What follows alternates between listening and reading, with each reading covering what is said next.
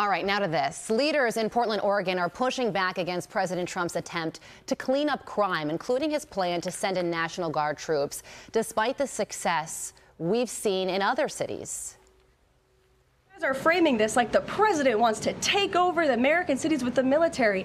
The president wants to help these local leaders who have been completely ineffective in securing their own cities. And we have already seen there's a positive formula for that. Look at Washington, D.C. The murder rate has declined significantly. Our streets are safer. People who live here feel safer. All of you in this room, I know you do, you just won't admit it.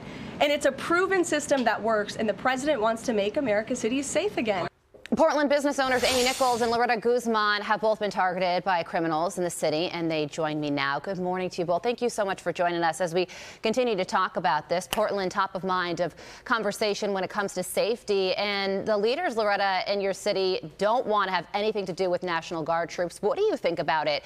Do you think that National Guard would be beneficial to Portland in keeping people safe?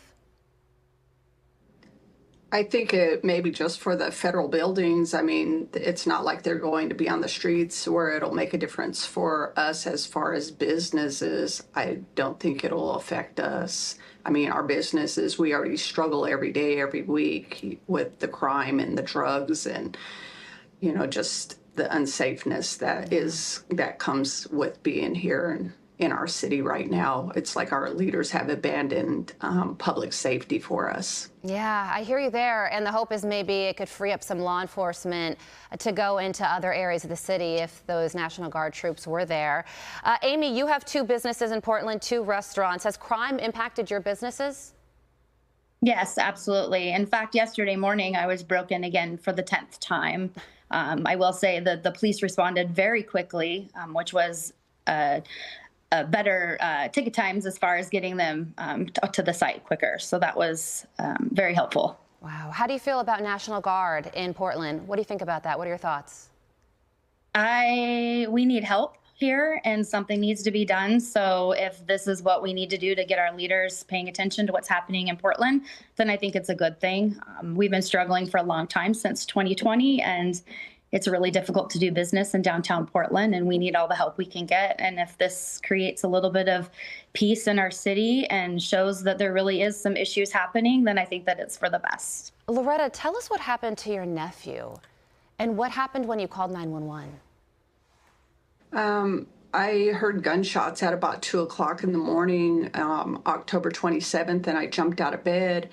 And I looked at, because it sounded really close, and I looked out my windows and I didn't see anything. And then next thing, his girlfriend was banging on my front door, and I knew at that point. And me and her ran, and I was like, "Did you call 911?" We were running to him, and she was like, "No," but she actually did. She just couldn't remember. But it looked like from the video I seen of her when she called 911 that she didn't get a response. And so I called 911, and I got a recording in the middle of a life and death situation. And so I tried to, go get my car so I could try to save him. And people were standing around when I pulled up next to his car, and nobody would help me lift him. He was too big for me. My nephew was like 240 pounds. And so he was dying. And so he ended up dying with me praying on him. Oh my gosh. And you got a busy signal when you called 911. Did they ever catch? Go ahead. I got a recording is what I got. I didn't get a person. I got a recording, and I felt like I was going to pass out when I couldn't get help. And so I just was trying to think what I could do at that point. And I was like, I got to get my car. I got to try to get him myself to the hospital. And so I just ran as fast as I could and was trying to do everything I could. But I was praying at the same time because I felt like I was going to lose my mind. Did you ever catch the people? Did they ever catch the people who killed your nephew? This is an unbelievable story. No, nothing. There's nothing. Gosh. Nothing that we don't hear from the detectives, nothing. There's just nothing. So it's clear that something needs to be done and more help is needed to make people safe in Portland. My goodness. Yeah, I mean, how do you feel safe? And then like a week later, I heard gunshots, and I felt like I was I went to move, and all of a sudden I couldn't even move. It was like I was paralyzed. Well, Amy, Loretta, we thank you so much for speaking out and telling us your stories, and we hope that something changes in the once beautiful city of Portland. We appreciate you joining us with your perspectives this morning. Thank you. I'm Steve Ducey. I'm Brian Kilmeade. And I'm Ainsley Earhart. And click here to subscribe to the Fox News YouTube page to catch our hottest interviews and most compelling analysis.